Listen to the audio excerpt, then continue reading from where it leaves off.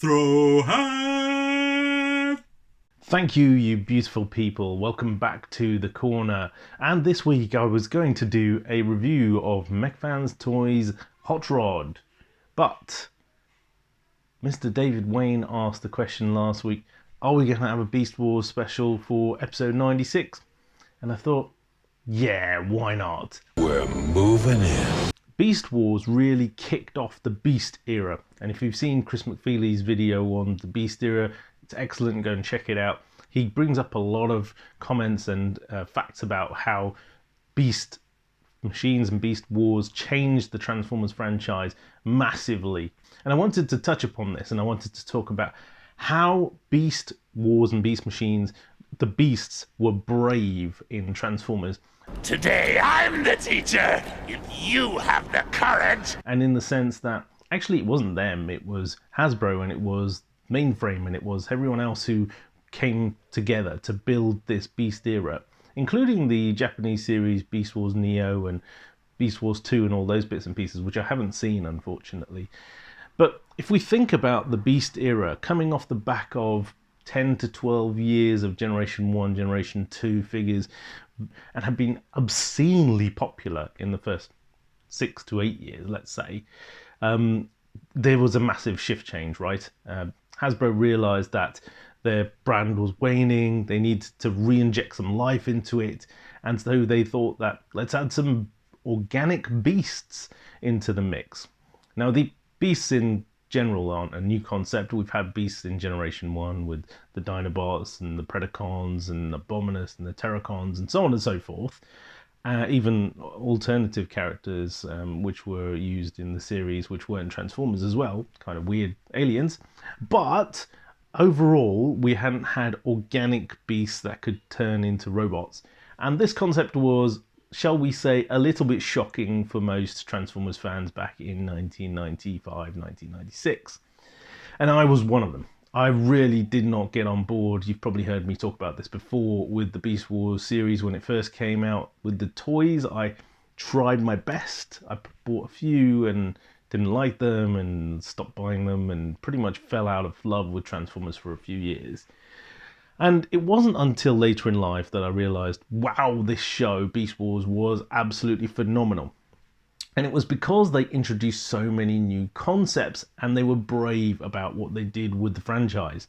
Not only did they adhere to most of the Generation 1 lore, but they introduced new things like time travel. They introduced new concepts like Energon Overload, like Sparks, like the Vok, like defection from the Predacons to the Maximals, like treachery within the ranks of the Predacons, but not for the case of Starscream trying to usurp power, but subsets of Decepticon espionage within the Predacon ranks from the Tri-Predacus Council and the Decepticon Police and all of this. They introduced the concepts of real female Transformers characters. Okay, we had Alita 1 and a couple of characters here and there, RC, but let's be honest, they weren't given much limelight and they didn't have much to do or say. We're talking about real characters like Black Arachnia and Air Razor who really actually got involved in the storyline and shaped it in their own manner. And we're talking about character development. If nothing else, Generation 1 was a stream of toys, and you could see that. They were on the screen every other episode. They were switching them in and out, rotating them, just like they did with GoBots.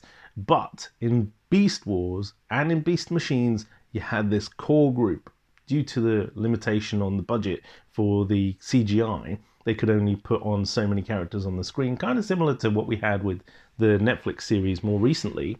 But basically, what we were seeing was a core group of characters, episode in and episode out, who were just going to be there. And they would add further characters down the line as the series was extending.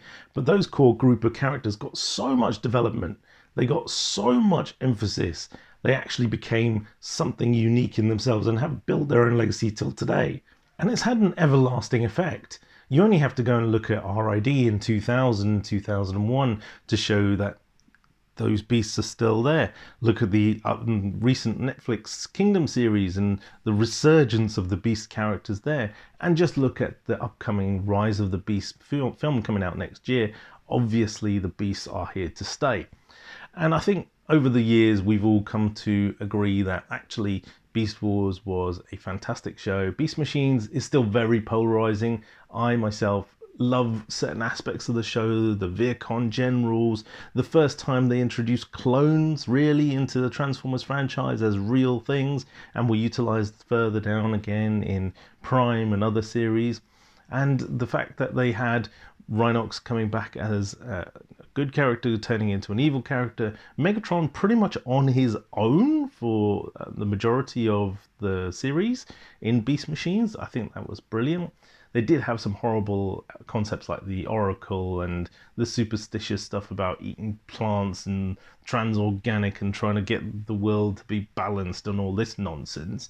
But overall, it was still a great story, just with really, really crappy toys. One of the things that I really disliked about the Beast era was the toys. And I've gotten rid of all of my Beast toys. In fact, I think Beast Wars Ravage, who came out recently, is pretty much the only one that I have now. I think polarizing was the right word I used earlier. When it comes to the shows, Beast Machines has had a little bit more of a following these past few years, but overall it's still probably a negative for most. And Beast Wars, the show itself is cracking. Everybody loves it who's seen it. Andy and Jamie. But in terms of the actual toy line, I think, again, it's sort of 50-50. And we can see that from the pickup of the Kingdom line and how many people are going out there and buying those Beast toys, and the resurgence of the retro Beast Wars toys, which are warming the shelves as we speak. Obviously, the characters were one of the big things that really brought a lot of passion and emphasis into the Beast era, and those characters still live on today. I think, when Netflix came out recently with their Kingdom series, there was so much uproar about the characters not being accurate and not being good enough, and I totally agree. I said it in my review that Beast Wars Megatron was abysmal. Rattrap basically said nothing. They just put an accent on him. Cheetor was non-existent. Some of the other characters, while they did resemble and have aspects of their character like Rhinox, just didn't get any airtime. And the ones that they did push, Primal and Air Razor, etc., they were just pretty much boring for me. They didn't give any extra. I'd like to see more from Scorponok, Waspinator, these sorts of characters, but yeah, they didn't get any airtime. And one of my favourites, Inferno, didn't even get in the show, or a toy, let alone in the show. He ain't gonna be there. Hasbro sometimes really does baffle me. Pardon me if I don't buy that load, monkey. But anywho, that has been my take on the 96th anniversary. We've had 25 fantastic years of Beast Wars goodness, and presumably we're going to get more beasties in the future with the rise of the Beast film coming out and reigniting that. Maybe we'll even get a new RID type series with the Decepticons or Predacons being predominantly beasts and the Autobots being predominantly bots, or vice versa, or some sort of mixture. That would be cool, a bit like in the Unicron Trilogy's Cybertron series, which actually was the best of that trilogy in my opinion.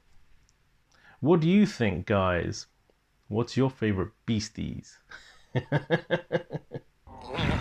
You're smooth, Black Arachnia. Very smooth. It does not inspire confidence. No.